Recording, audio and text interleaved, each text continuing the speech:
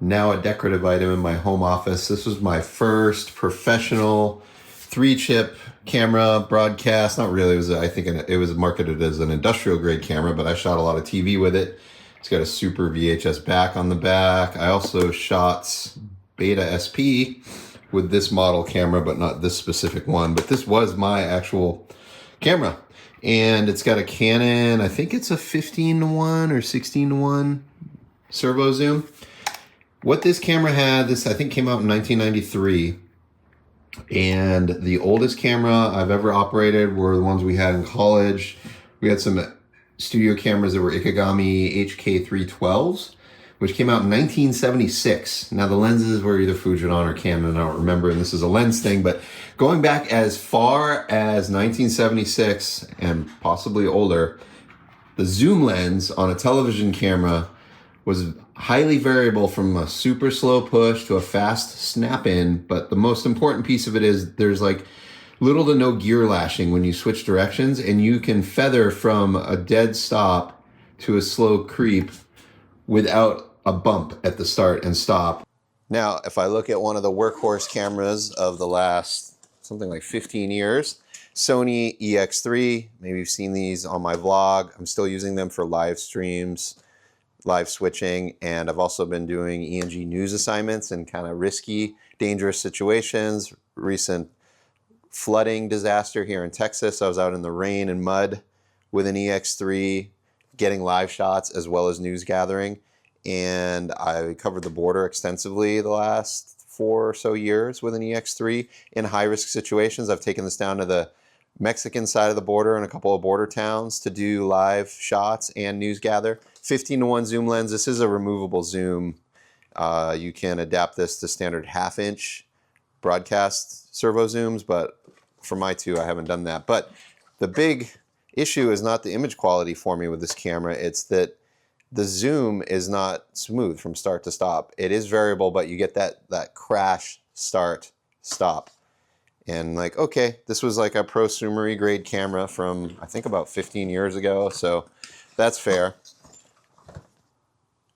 Moving on, my currents, FX9s with the kit zooms, the 28-135, also has a variable zoom rocker on the camera grip here, and the lens itself has a variable rocker. However, this thing behaves the same as the EX3. I can't do a smooth start or stop. Super frustrating, and obviously I don't have the magnification range with the full frame or Super 35 size imager. 10 years as an Amira, ARRI Amira owner-operator. I bought this match set of Canon compact cinema zooms, 15-47, and 30-105. 30-105 was on the camera like 90% of the time, and then just occasionally handheld extra wide stuff. Or, yeah, I guess on sticks and jib too, I might go on the... And Steadicam. This was a good Steadicam lens. But full manual, excellent damping on the zoom and focus and iris. So with a subtle hand and not too much caffeine in the system, you can initiate a smooth start and push in and out on a cinema zoom. But more importantly,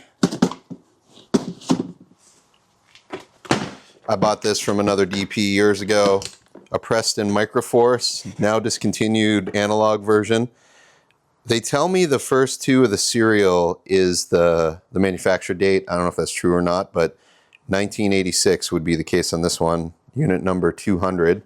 And this has a Hedin servo, analog servo. I have different gear sizes for clearance on different lenses, but this will do an imperceptibly slow zoom. There's a analog dial on the back to adjust the speed over the range, but the more you press it, the faster it zooms, and the knob just barely moves. This thing is wonderful. This is like if you're on a dolly shooting narrative, commercial work, Microforce is unmatchable. They make digital versions of these now, and there's more affordable stuff today, but I mean, gosh, this is from the 80s and still works perfect. I bought this from a buddy when the Red One was the current cinema camera.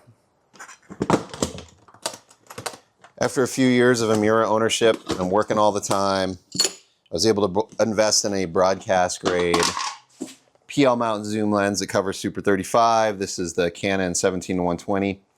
The beauty with this lens is it's got a 1976 style, super smooth broadcast servo zoom, just like my f700 from the 1993. Same behavior. Now, I use this a bunch for news as well, more with correspondent live shots and interviews because I can shoot Super 35, T2.98, but I don't want to do more than 5 or 10 minutes handheld at a time with this due to its weight. But on a tripod, fantastic lens. Optically, the compact zoom I had previously, much better image, less pincushion, barrel distortion, slightly crisper, and virtually no breathing. This thing does breathe a bit when you rack the focus, but I wish we use these more. Pains me they just sit here at my house and rarely go out, and the resale value is so incredibly low on them. It kind of feels like I guess I should just hang on to them for the couple times a year when I can take them out. All of the modern product line of Sony cameras, as I'm sure you all know, are FX3, FX30, Burano, FX9s, FX6, Venice 2. The color science in either S-Log3, Cinetone, or Rec 709, they're all essentially the same. You can intercut them on multi-camera shoots. Yes, you can pixel study, particularly with dynamic range and skin tones, and see the subtle differences, but for kind of the middle class of filmmaking, as has been circulating the internet the last couple weeks, these are all good enough. I can mix and match them now. It's more just about what tool is best for a particular shot or a particular day. When I'm airline traveling, I love stripping this down. This is my A camera on tripod. Last big travel show, I didn't bring the top handle or the eyepiece. I just had the touch screen. And then I had a FX3 with the Ronin gimbal for B-roll. Last few months have been very slow. I'd committed to not buy any more equipment this year, but based on my last video, I got all my bills and everything's covered for the year, and I got like 6 weeks left in the year. So I either pay 35% more in taxes or deploy that money in something I can depreciate same year. I just booked a job that's industrial. I need to get wide, medium, tights of construction happening in real time. So enter the Sony Z200. First attempt with the camera, active stabilization. I hit this construction site right when they're at lunch. This isn't a job. This is just me shooting tests, but I'm going to start a project with this camera next week. We're going to shoot all the process material with the Z200, and then I'll use an FX9 for interviews. 20:1 optical zoom, and then in 1080 it'll go up to 40x digital zoom, and I think it's 30x in UHD.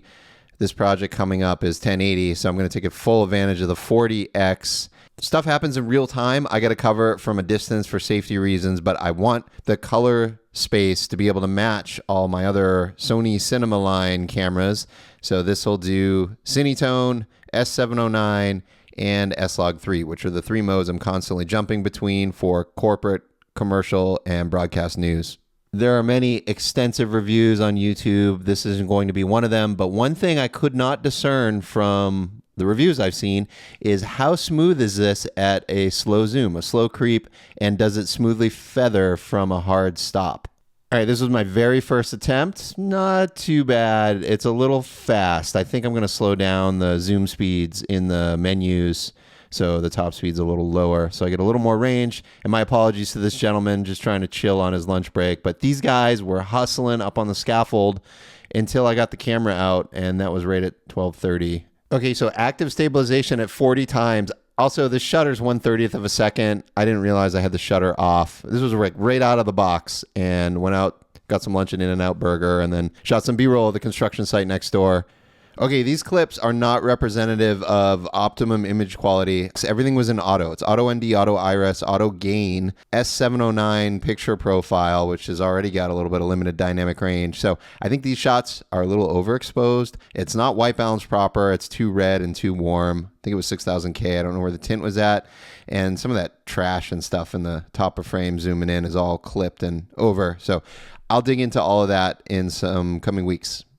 Purchased the camera used from B&H, $4,200, tax-free with the Payboo credit card, which I just pay in full when the statement lands. So had I not purchased this camera, I would have been on that $4,200 that I would take as income for the tax year. Would have been $1,470 in taxes due.